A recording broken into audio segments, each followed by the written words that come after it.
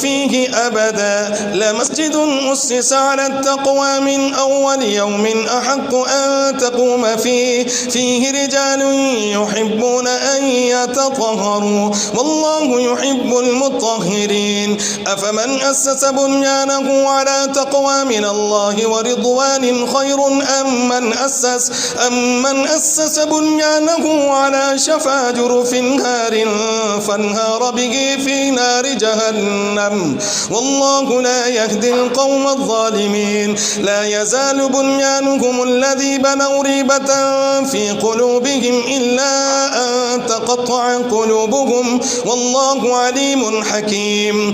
إن الله اشترى من المؤمنين أنفسهم وأموالهم بأن لهم الجنة يقاتلون في سبيل الله